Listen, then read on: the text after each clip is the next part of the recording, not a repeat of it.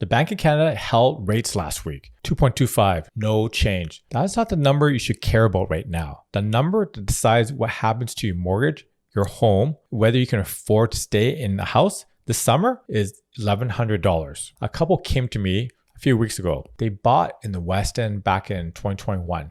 Rates were really low. They locked in at 1.6 on a 5-year fix. Payment was $2,800 a month. 2 incomes, 2 kids, totally manageable. Life was good. Then the renewal letter showed up. So nothing changed. Same house, on the same street, same mortgage with the same bank. New payment, $3,900 a month. That's about $1,100 more every single month, starting in 60 days. No negotiation, no discussion. Just a piece of paper from the bank that rewrites their entire budget overnight. So my client asked me, Kevin, if the Bank of Canada cuts rates, does this get better? I had to be honest. Even if they cut 0.25% tomorrow, that saves you about $100 a month. $100 off a $1,100 gap, it does not move the needle. And here's the part that should concern every homeowner watching this. They are not alone. Hundreds of thousands of Canadians locked into that same sub 2% rate back in 2020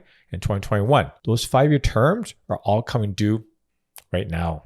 And every one of those families is opening the same letter. I'm going to show you exactly what this means if you're buying or selling in this market right now. Let me start with what actually happened on June 10th. Bank of Canada held at 2.25% for the 5th straight announcement. Their statement said holding balances the competing risks of a slower economy on one side and inflation pressure on the other. GDP fell 0.1% in the first quarter. The economy is losing momentum, but inflation is still sticky in certain categories. The Canadian dollar is under pressure from tariffs, and the global situation gives them every reason to sit on their hands. So here's the thing. So they held. In the market, it barely blinked. You want to know why? Because the Bank of Canada has an impossible job right now. They are threading the narrowest needle you can imagine. Cut too fast, you risk reigniting inflation that still has not fully cooperated. Hold too long, you risk choking an economy that is already showing real stress, especially on the real estate side. And they've been trying to find the balance for the last 2 years. And right now, the signals are mixed enough that they did not move. I expected that. But here's the thing. The decision that actually reshapes your monthly payment happened years ago, not last week. This is what I call the renewal cliff. In 2020, in 2021, Canadians locked in at rates we'll never see again. 1.4%, 1.6%, sub 2%. A $700,000 mortgage at 1.5% came out to be roughly $2,800 a month. You didn't think twice about it. Those were almost all 5-year fixed terms, which means 2025, 2026, and 2027 are when every single one of those mortgages come up for renewal. That same $700,000 mortgage renewed today at 4.5% jumps to $3,900 a month.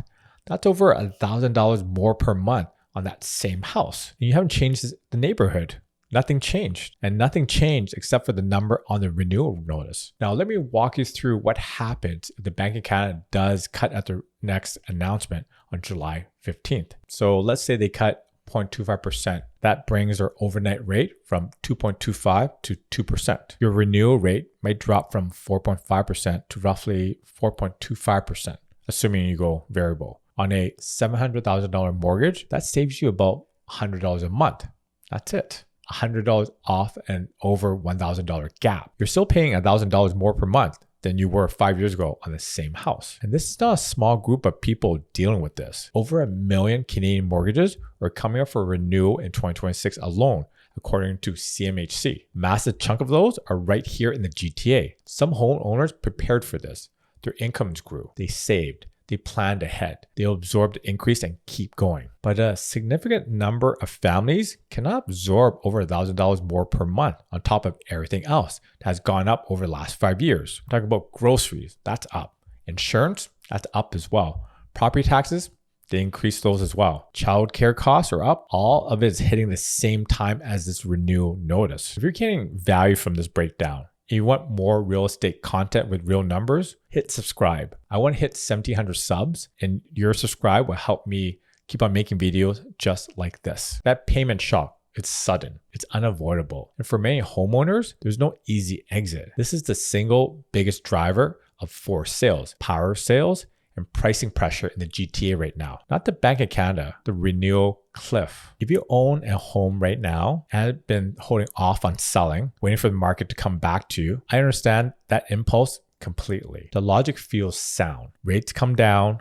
buyers flood back in, competition returns, prices stabilize, maybe even recover. You sell at a number you're comfortable with. And that is a plan a lot of homeowners have right now. And it feels safe because it means you do not have to accept the reality of today's market. But here is what that plan is actually betting on. It's betting that buyer confidence comes back quickly after a rate cut. That is not what's happening right now. The economy just contracted. Tariff uncertainty with the states, it's making people nervous about their jobs. And when someone is unsure about their employment situation, they're not signing up for a $700,000 mortgage. That kind of confidence takes months to rebuild. It does not happen overnight because of one Bank of Canada announcement. There are reportedly over 100,000 potential buyers sitting on the sidelines across the GTA right now. They are ready in theory, but ready does not mean rushing. These people have watched prices fall for the last 2 years. They have seen their friends and family get burned.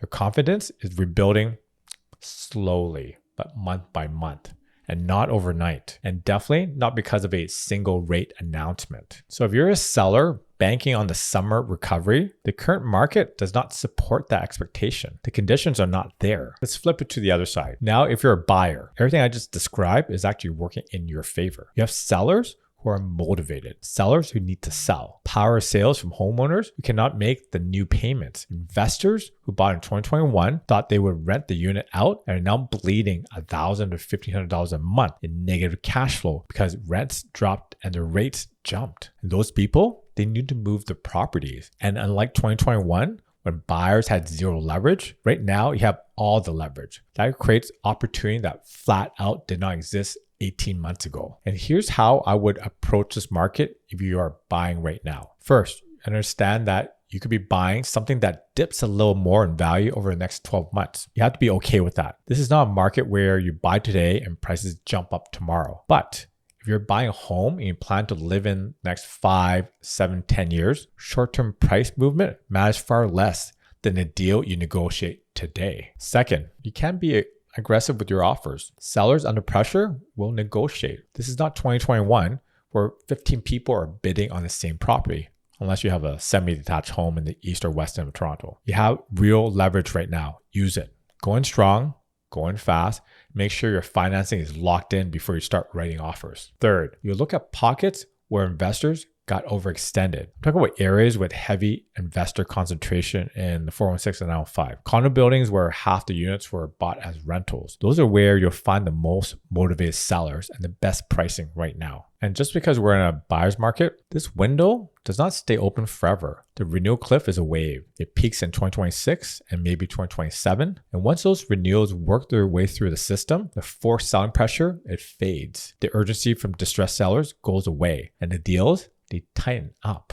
You have roughly about 18 months or less. And that's not a guess. That's the timeline of when the bulk of those sub 2% 5-year terms expire. And if you could buy in this market and you can handle the payments at today's rates comfortably, this is the window to be looking seriously. And here's the thing, you don't need to find the perfect 10 out of 10 property. A strong 7 out of 10 at the right price in this market will look like genius in 5 years. The Bank of Canada, they held at 2.25. They might cut in July. They might not. I don't think they will. Honestly, it does not change the story for most people in this market. The renewal cliff is already here. Sellers are under real pressure. Buyers have real leverage. And that $1,100 gap is not going away with a quarter point cut. Make your decision based on the facts of your situation and not what you need the market to do for you.